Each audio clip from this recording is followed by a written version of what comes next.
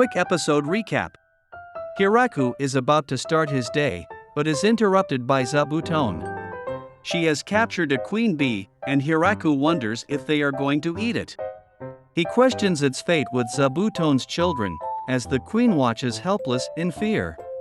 Seeing that it won't fight back, he decides to keep her. Hiraku builds her a hut to house her nest in, and not long after, a huge nest was made inside.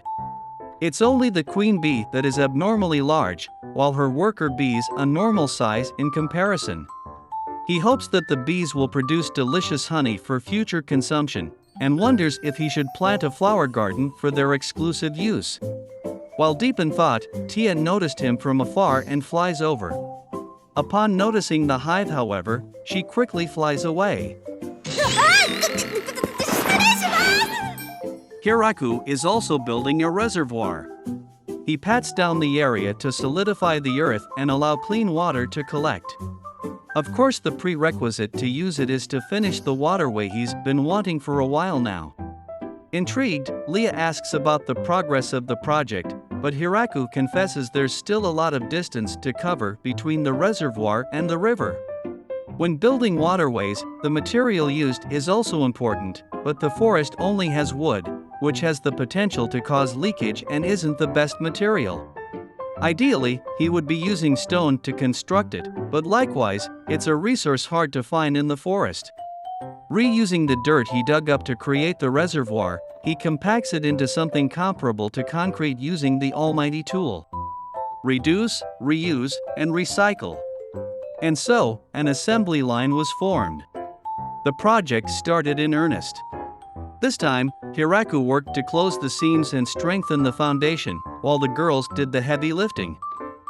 And eventually, the waterway reached its completion, allowing them easier access to large quantities of water. Teamwork makes dream work. While checking on the waterway, Hiraku finds straggler fish on the platform. He's excited to try out fish for the first time in a different world. Hiraku grills the large one over a fire, and everyone around him watches him curiously as they are hesitant as to whether it's something edible. Completing the dish, he offers some to his wives, but they'd rather he taste check for poison prior to them trying it. Hiraku likens the appearance and taste to salmon, and excitedly enjoys it. Now confirming that it's not dangerous, he passes along the dish to the curious elves and wives, and much to their surprise, it's quite delicious. Once they've gotten the taste for fish, the village started to preserve the fish with salt so that they can store them away for later. Prior to building the waterway, Hiraku had previously planted some rice plants, and was surprised to know that they could grow on normal soil. But now that they have a reservoir, he can build an actual rice paddy.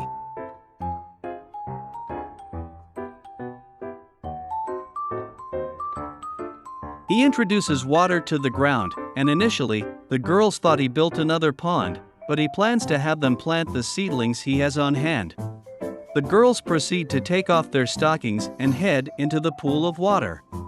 After demonstrating how to plant the seedlings, the girls quickly get the hang of planting, though not without their weird moments. With the completion of the field, it didn't take long for the fields to quickly mature. Having them replicate the tool used for harvest, the girls were able to quickly demolish the field. Following this, he dries the crops out in the sun and gathers them into a room. He uses his almighty tool to create an old-school device to thresh the rice from the crop.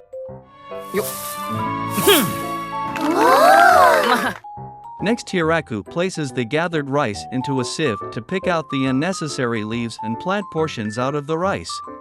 There's a lot of work going into making the rice ready to eaten, and everyone's long been tired of waiting. Lu and Tia comment how complex the process is as they grow impatient. From using the mortar to remove the husk, and the pestle to polish, the processing of rice grains is finally completed. They can finally eat it now, right? Nope, not yet. First they have to cook it, so Hiraku readies the pot, and requests Lu to light a flame.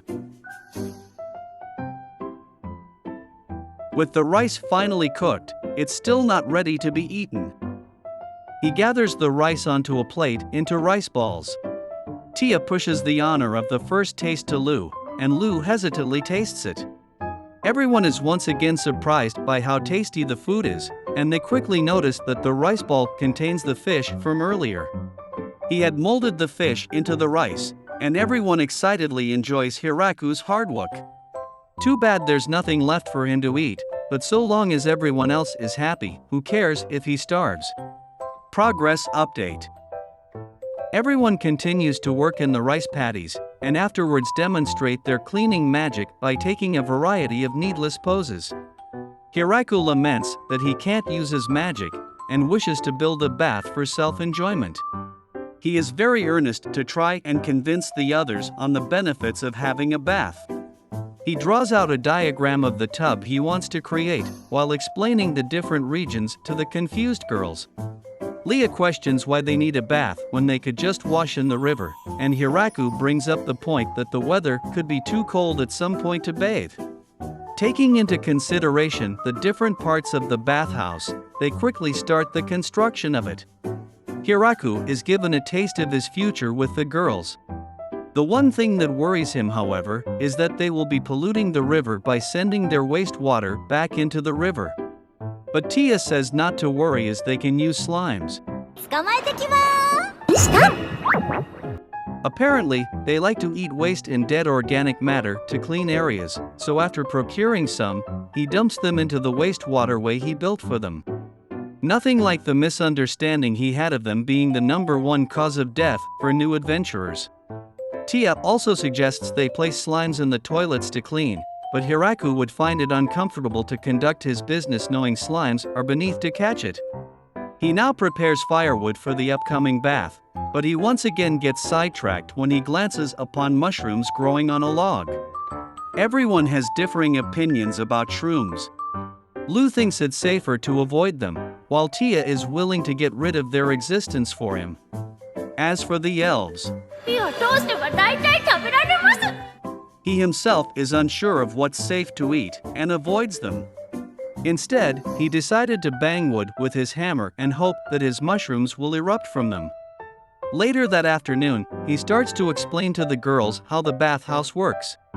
He just got to the part where you strip when Leah interrupts to ask for a live demonstration instead. So he gets naked and rinses and washes himself using some water. He finally gets to relax in the bath he always wanted. What he didn't anticipate was that everyone would rush to partake in the bath after intensely watching his demonstration. In the end, his relaxation was short-lived, as there's no way he can relax with his harem surrounding him. After a day, Hiraku comes back to check on his morning wood, and he is surprised to find out it sprouted.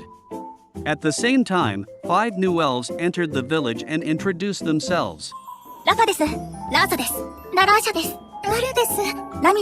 They are all related to each other, and were once a part of the same village as Leah and the others. It's been 200 years since they have last seen each other, and Lafa requests to settle in the farm, which Hiraku quickly allows. Leah wants to build them a house, and also suggests using the opportunity to upgrade Hiraku's shack as well. But the elf race's true goal is plain to see.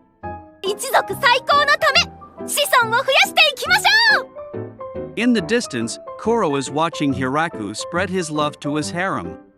He reminisces the past, when he was still living in the forest alone. He had never lost a fight against another male of his kind, and planned to live as he wished, but one day met a female. She beat him up good, and since then, they were travel companions. Eventually, nature took its course, and the female became pregnant.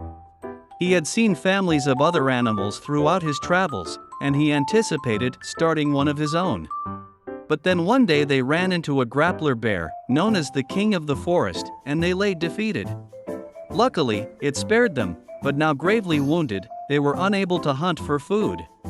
Helpless, they could only travel deeper into the forest to forage, and that was when they first encountered Hiraku. He found it strange to find a human that settled, when others he's seen always stay hidden as vagabonds. He noticed the infinite power in the tool Hiraku held, and he and his partner quickly accepted their fate to die. What he didn't expect was that Hiraku would feed them instead, and as their family grew, they decided to dedicate Hiraku as their master. Hiraku let them pick their names, and they were taken care of. Kuro reflects that while his pack gradually grew, Hiraku also quickly became a leader of his own pack as well. He feels that he's underestimated Hiraku's strength as more girls gather under him.